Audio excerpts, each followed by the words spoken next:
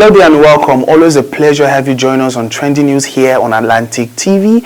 I still remain your host, Jeremiah. I'll be right back to give you the news in detail after this short break. Do stay with us.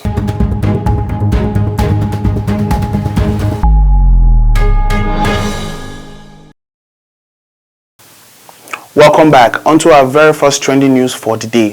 ASUU to go on 1 month warning strike.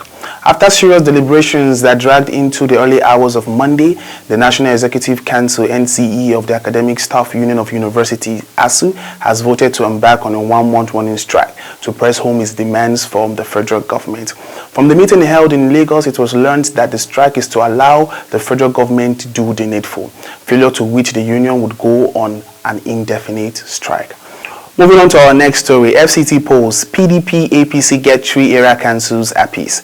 Saturday's area council election in the Federal Capital Territory, FCT, has seen the opposition People's Democratic Party, the PDP, leveling up with the ruling All Progressive Congress, APC, on the control of the 6 area councils in the territory, with both parties now controlling 3 area councils apiece. The PDP effectively upstaged the APC to win Abuja's all-important council AMAC. The PDP went further to retain Buhari and Kuje area councils, while the APC won Gwagwalada, Kwali, and Abaji area council. Moving on to our next story, SERAP files lawsuit against President Buhari. The Socio-Economic Rights and Accountability Project (SERAP) has filed a lawsuit against President Muhammadu Buhari over failures to publish the terms and conditions of the agreement which the federal government recently signed with Twitter, before lifting the ban on the microblogging and social networking service in Nigeria.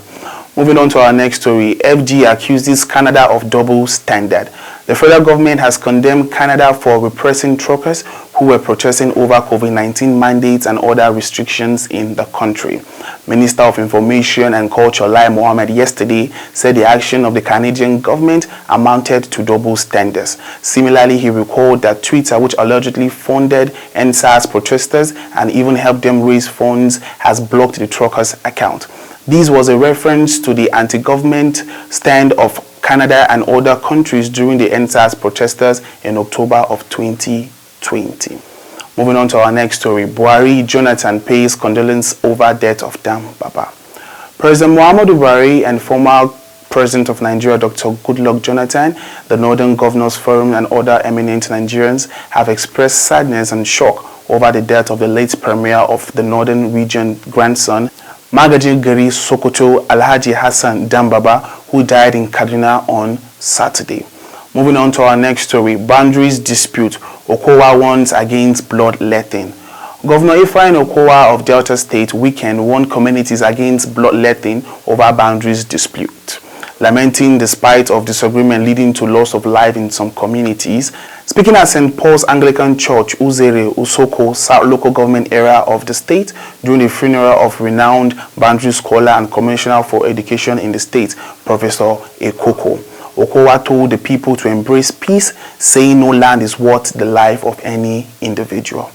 Moving on to our next story, FG receives 15 brand new power transformers. The federal government, through the Transmission Company of Nigeria, TCN, yesterday announced that it has taken delivery of 15 brand new power transformers to the Apapa port in Lagos.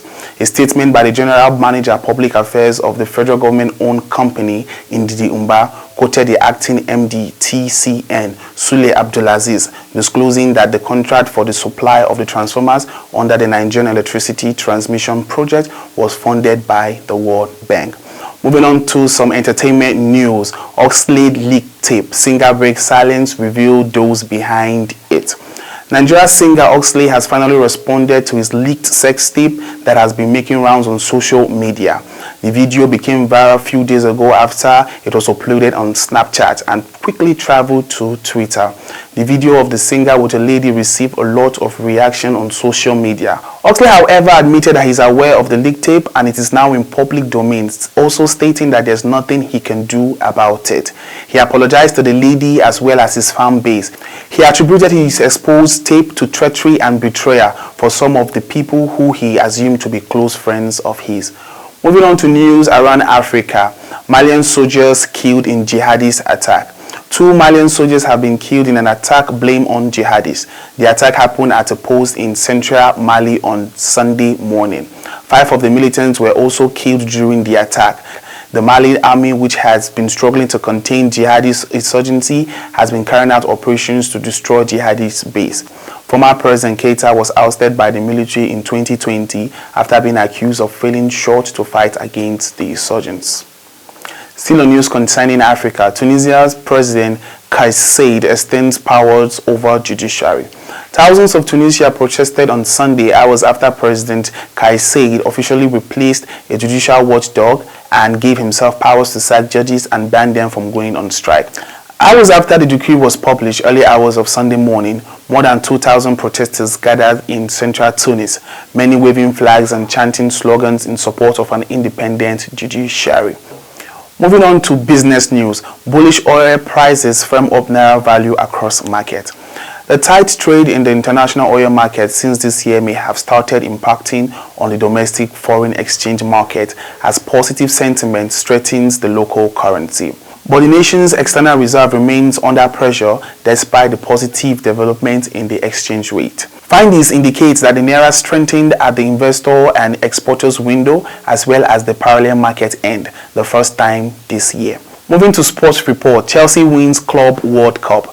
Current UCL holders Chelsea has added to their impressive trophy collection by adding the FIFA Club World Cup after defeating Brazilian side Palmeiras by 1-0, with the only goal of the match scored by Lukaku and assisted by Odoi.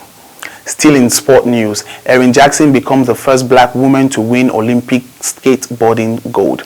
Jackson's win was also the U.S. first medal in the category for over a decade.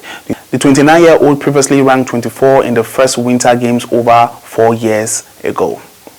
Moving on to health report, daily COVID-19 tracker. 8 new confirmed cases and 1 death have been recorded so far in Nigeria. Nigeria currently has a total number of 253,978 confirmed cases with about 20,514 active cases, bringing the total discharged case to 230,323.